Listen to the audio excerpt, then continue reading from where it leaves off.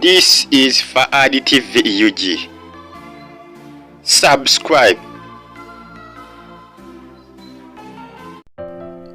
Yes, butrefu Fahad TV UG nkwaniza ngenda kusaba mbi o subscribing ate o sharing video no Fahad TV UG. Stay on YouTube platform. Ngenda kusaba o subscribing bwo tuna kusubscribing ku YouTube channel ya Fen ya Fahad TV UG. Onakola nyingide ne nyumba ya Appiah. Appiah mumanyi muzanyi munagana muzanyi wa filimu mwana mwalo munagana atenga alimo musayi omu Canada alimo musayi omunagana kwasana omusayi omu Canada njagala mbatuseko ennyumba ye wabula nja kuba tusako ne mmotoka ze mwana mwalo na ine ebintu ebyobugagga bingi ebiwerako nja kuba tusako emmotoka ze temusupo gusigala nga ogubera Fahad TV UG ngenda kuba tusako emmotoka ze esawa yonna wano ku Fahad TV UG wabula onako olwayo njagala mbatuseko ennyumba ya Appiah mwana mwalo bane yakola mbane aine emmotoka aine mbotoka zitemyanga muntu jakubanzi batuusa kwa Fahad TV UG kukyonna kwa kusikalanga oje kumideko Fahad TV UG tojja kusubwa njagala nsoke mbatuuseko ennyumba ye njakuba mbatuusako ne mmotoka ze zaayina mwana mwana Appiah njagala mbatuuseko emukwata kubagamba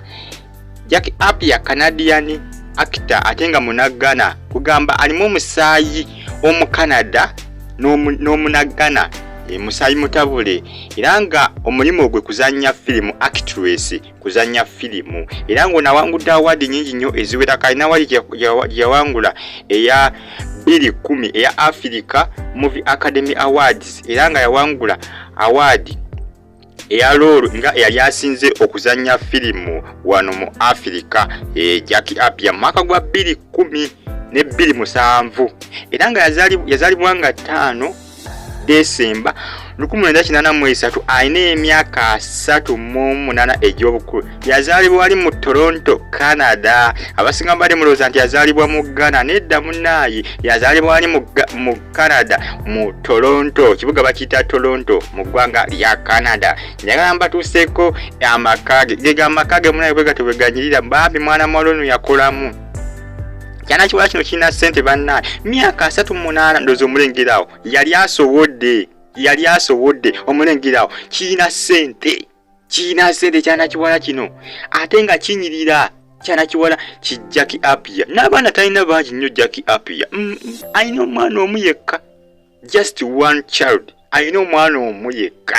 myaka 38 ejobukulu Appiah ne baba sente zayinako munnange sente zayinako nze mbagambe ngina kuba mbatuusako emmotoka ze jakuba nengera kuba tuusako ebyobugagga bye ninga ndasooka kuba tuusako emmotoka bwe nva ku nnyumba nja kuba mbatuusako n'emmotoka ze gwe kyonna okula kusigala nga ogoberera Fahad TV UG bwe ennyumba ye bwetyo bwetunula munda bwetyo bwemmeremenya ennyumba ya Appiah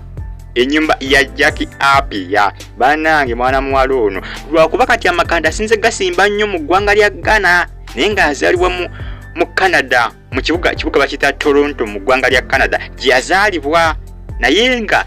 alimu omusayi kale bambi omutabulo omusayi omunagana kusa n'omusayi omu Canada ne kati saawa zino ali mu ggwanga lya Ghana gyasize nnyo okusimba amakanda era nga alina bazadde be okuli Janet Owusu kusa ne kwa Bena Appiah Janet Owusu ne kwa Bena Appiah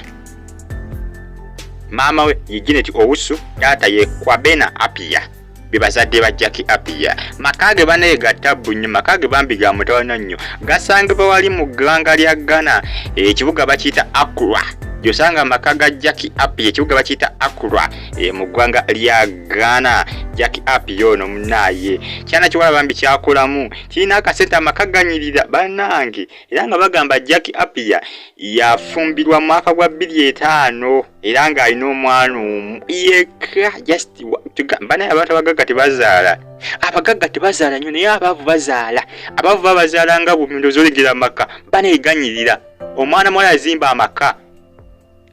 gano ge yazimba getoloddwa swimming pool amakage gonna getoloddwa swimming pool amaka ga Appiah maka ga tabu nnyo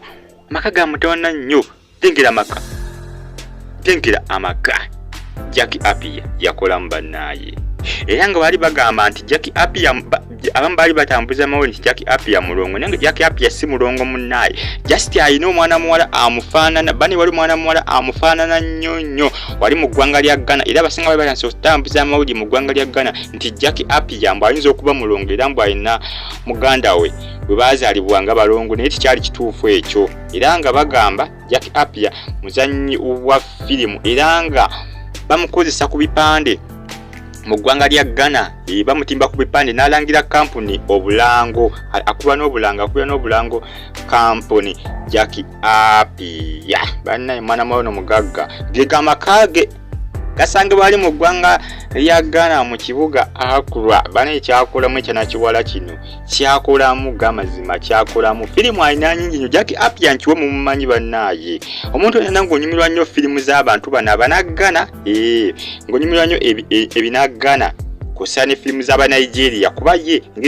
gyali munaggana naye nga tekimugana kuzanya mu firimu z'Abanigeria azanya mu firimu azanya binaggana ne Binigeria muna azanyamu Appiah myaka 38 egy'obukulu yazaalibwa ali mu Canada ekibuga bakiyita Toronto firimu nyingi nnyo z'alina gye bayita Beyonce the President alina Princess Tyra nkiwa mukamanyi akafirimu ako kafirimu katabu nnyo kala butundu naye katabu nnyo kala bitundu si bingi nnyo naye nga wabeera oketegeeza bakayita Princess Tyra kiwa mukamanyi Appiah yali mu kubambi kakwase nako kafirimu ako naye kafirimu katabu nnyo waba kalabye kasooka kaba kajja kunyumira bulungi nnyo waliwo kebayita Passion for the Soul katabu nako kafirimu ka Appiah mwana mwana azanye firimu nyingi nnyo naye bagamba firimu yasinga okumugjayo ye ya Princess Tyra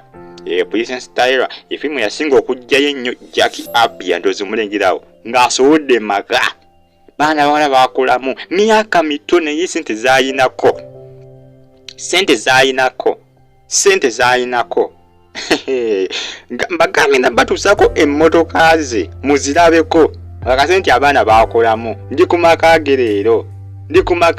ngasanga bwali mu Accra Ghana alina kafirimu kebayita Who Loves Me kafirimu katabu waliwo kebayita Divine Love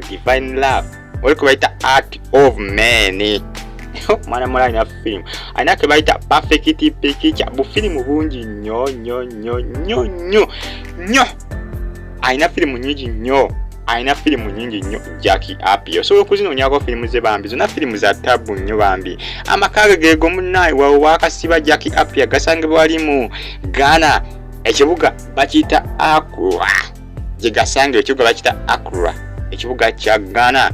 gye wasangibwa amaka ga Appiah ndozi omulengera yalimu ali makage yazimba amaka sente alina nyingi nnyo yes Fahad TV yuji Appiah banaye omu ku baana bawala abasinga okuba ne ssente mu ggwanga lya Ghana nga bazanye ba firimu ngenda kusaba mbi osubscribe ndoze ennyumba ye mugirabe bambi temusubwa emmotoka ze ku Fahad TV yuji temusubwa emmotoka ze mwana mwalo no mugagga nnyo ngenda kuba nzibatuusa ku wano ku Fahad TV yuji subscribe mweraba